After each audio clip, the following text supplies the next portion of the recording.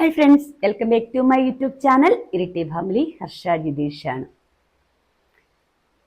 എല്ലാവരുടെ ഒരു സംശയമുണ്ട്. കാരണം ക്യാൻസർ രോഗികൾ ഒത്തിരി കൂടുന്നുണ്ട്. ഇപ്പോൾ ഇരിട്ടിയിൽ ജസ്റ്റ് ഞാനൊരു ഹോസ്പിറ്റലിൽ പോകുന്ന ടൈമിൽ ഇരിട്ടിയിലുള്ളൊരു ടീംസൊക്കെ കുറേ പേരുണ്ട്. അവർക്ക് ക്യാൻസർ ഉണ്ട്, ഉളിക്കലുകാരുണ്ട്, അവർക്ക് ഒത്തിരി ആൾക്കാർക്ക് ക്യാൻസറാണ്. പിന്നെ അതുപോലെ തന്നെ കേരളത്തിൽ ഭൂരിപക്ഷം ആൾക്കാർക്ക് ഇപ്പോൾ പഴയതുപോലെയല്ല, ക്യാൻസർ ഒത്തിരി ആയിട്ട് കൂടുന്നുണ്ട്. അപ്പോൾ ഈ ക്യാൻസറിന് എന്താണ് കാരണം? ഇങ്ങനെ ക്യാൻസർ വർദ്ധിക്കാൻ എന്താണ് കാരണം? അപ്പം നമ്മൾ ഇതിനെക്കുറിച്ച് നമ്മൾ കാരണങ്ങൾ കണ്ടെത്താൻ നോക്കിക്കഴിഞ്ഞാൽ ഒന്നും നമുക്ക് ചെയ്യാൻ പറ്റില്ല എന്നുള്ളതാണ് ഏറ്റവും വലിയൊരു വസ്തുത. കാരണം നമ്മൾ ഈ ഒരു കാരണം എന്ന് പറയാം, രാവിലെ നമ്മൾ എണീറ്റ് പല്ല് തേക്കുന്ന ആ ടൂത്ത് പേസ്റ്റിന് വരെ ശരിക്കും അതിനകത്ത് വരെ കെമിക്കൽസ് ആണ്. പിന്നെ നമ്മുടെ ഫുഡ് കാര്യങ്ങൾ എല്ലാം കെമിക്കൽസ് ആണ്.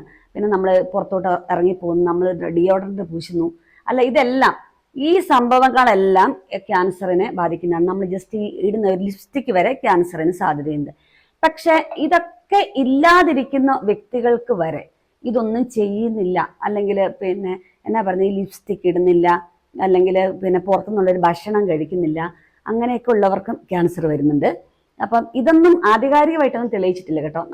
നമുക്ക് ഇന്നത്തെ കാലഘട്ടത്തിൽ നമ്മൾക്ക് അങ്ങനെയൊന്നും ജീവിക്കാൻ പറ്റില്ല. പക്ഷെ നമുക്ക് ഇത്ര മാത്രം ചെയ്യാൻ പറ്റും. നമുക്ക് രോഗം വരുന്നുണ്ടോ എന്ന് നമുക്ക് നോക്കാം. അത്യാവശ്യ കാര്യങ്ങളൊക്കെ നമുക്ക് ശ്രദ്ധിക്കാം.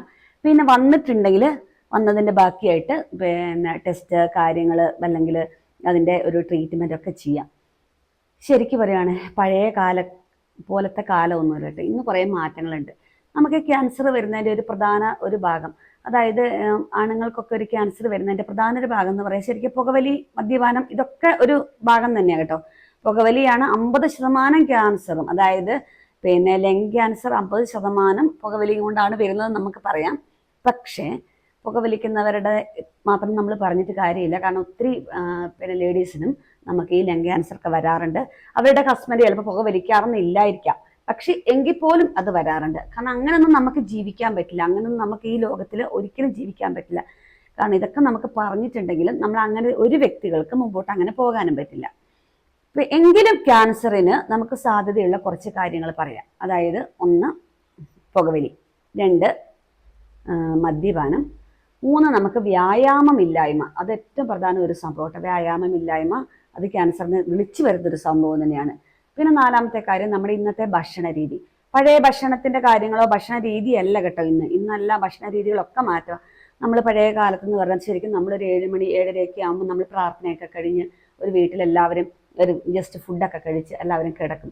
ഒരു 8 മണി, പരമാവധി 9 മണി. പക്ഷെ ഇന്നത്തെ കാലഘട്ടം അങ്ങനെയല്ല. ഇന്ന് നിങ്ങൾ ടൗണിലേക്കൊന്ന് ഇറങ്ങി നോക്കിക്കേ, ഇന്നൊരു 10:30 അല്ലെ 11 മണി അല്ലെ 12 മണി ഈ ടൈമിൽ പോലും നമ്മളൊരു ടൗണിലൊരു മന്തിക്കടയുണ്ടെങ്കിൽ ആ മന്തി കഴിക്കാൻ വേണ്ടി എത്രയോളം ആൾക്കാരാണ്. എല്ലാവരും ഫാമിലി അടക്കം രാത്രി ഫുഡ് കഴിക്കാൻ അവിടെ വരുന്നു, എല്ലാവരും കഴിക്കുന്നു, അങ്ങനെയൊക്കെ പോകുന്നു. കാരണം ഈ ഒരു ഭക്ഷണ രീതിയുടെ ശൈലി നമുക്ക് ഒട്ടും നല്ലതല്ല കേട്ടോ. പക്ഷെ ഇതൊക്കെ ആണെങ്കിൽ പോലും ഇതൊക്കെ നമ്മളിങ്ങനെയൊക്കെ പറയാം, ഇതൊക്കെ നമുക്ക് കുറേ കാര്യങ്ങൾ ഇങ്ങനെ പഴിചാരാം. ഇതുകൊണ്ടായിരിക്കാൻ വരുന്നത് അല്ല അതുകൊണ്ടായിരിക്കാൻ വരുന്നതൊക്കെ നമുക്ക് പഴിചാരാം. പക്ഷെ ഇതൊന്നും അല്ലാതെ നമ്മൾ ബ്രസ്റ്റ് ക്യാൻസർ രോഗികളുണ്ട് കുറച്ച് പേര്.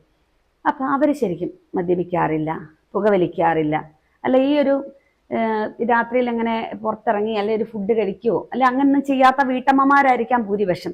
അവർക്ക് ഇപ്പം ജസ്റ്റ് നമുക്ക് പറയാം വ്യായാമം ഇല്ല എന്ന് പറയാം. പക്ഷെ അവർ രാവിലെ തൊട്ട് വൈകുന്നേരം വരെ അടുക്കളയിൽ കൂടി ഓടുന്നു, ഇറ്റ പഠിക്കുന്നു, പുറത്തൂടെ നടക്കുന്നു. പിന്നെ അല്ലാതെ ഒരു എക്സസൈസോ അല്ലെങ്കിൽ ഒരു ജിമ്മിൽ പോവോ അല്ലെങ്കിൽ അവർ അങ്ങനെയുള്ള കാര്യങ്ങളൊന്നും ചെയ്യുന്നില്ലെങ്കിൽ അവർ നേരം വെളുക്കുമ്പം തൊട്ട് അന്തിയോളം അവർ പണിയെടുക്കുന്നവർ തന്നെയാണ് വീട്ടമ്മമാർ. അവർക്കും ക്യാൻസർ വരുന്നുണ്ട്. കാരണം ഇതിൻ്റെതായ നമ്മൾ എന്നാ പറയുന്നത്, ഈ ഒരു കാര്യങ്ങളെ കുറിച്ച് നമുക്ക് ഇതൊക്കെ ഇതായിരിക്കാം നമ്മളിങ്ങനെ പറയും, മസാല അധികം കഴിച്ചുകൊണ്ടായിരിക്കാം, അല്ലെങ്കിൽ എരിവും പുളിയുള്ളത് കഴിക്കുന്നതുകൊണ്ടായിരിക്കാം, പുളിയുള്ള ഫുഡ് അധികം കഴിക്കുന്നതുകൊണ്ടായിരിക്കാം, അതുകൊണ്ടായിരിക്കാം, ഇതുകൊണ്ടായിരിക്കാം. ഇതൊന്നും ആകണമെന്നില്ല കേട്ടോ. ഇതൊക്കെ ഇന്നത്തെ ഒരു ജീവിത ശൈലിയുടെ ഒരു ഭാഗം തന്നെയാണ്.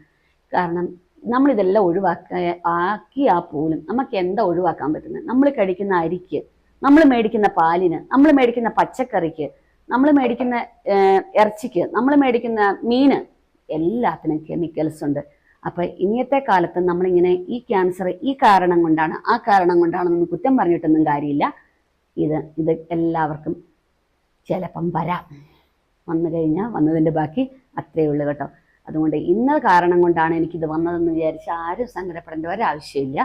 പിന്നെ നമുക്ക് ഇത് ദുഷ്കരമായ കുറച്ച് കാര്യങ്ങളുണ്ട്. ഞാൻ പറഞ്ഞ ഒഴിവാക്കാൻ പറ്റുന്ന കുറച്ച് കാര്യങ്ങളുണ്ട്. ഞാൻ ഈ രാത്രി ഈ പുറത്തിറങ്ങി അതായത് ഒരു 10 മണിക്ക് ശേഷം, അല്ലാതെ ഒരു 7 മണിക്ക് 8 മണിക്ക് ശേഷം ഒക്കെ നമ്മൾ ഫുഡ് കഴിക്കാതിരിക്കുക. കാരണം നമ്മൾ ഫുഡ് കഴിച്ച ശേഷം ഒരു 2 മണിക്കൂർ റെസ്റ്റ് ഒക്കെ ചെയ്ത ശേഷം, അതായത് നമ്മൾ പുറത്തോടെ കുറച്ചൊക്കെ നടക്കുക, പിന്നെ നമ്മൾ ഫുഡ് കഴിക്കരുത്. അതൊക്കെ കഴിഞ്ഞ് നമ്മൾ കിടന്നുറങ്ങുക. അതൊക്കെ നല്ല കാര്യമാണ്. പിന്നെ എന്താണെന്ന് ചോദിച്ചു കഴിഞ്ഞാൽ നമ്മൾ വ്യായാമം ചെയ്യുക, അത് ഏറ്റവും വലിയൊരു സംഭവമാണ്. പിന്നെ പുകവലി ഒഴിവാക്കുക, ഞാൻ പറഞ്ഞില്ലേ മദ്യപാനം ഒഴിവാക്കുക, ഇങ്ങനെയുള്ള കാര്യങ്ങളൊക്കെ കുറച്ച് കാര്യങ്ങളൊക്കെ നോക്കുക. ഇതൊക്കെ നമുക്ക് ചെയ്യാൻ പറ്റുള്ളൂ കേട്ടോ ഈ കാര്യത്തിൽ.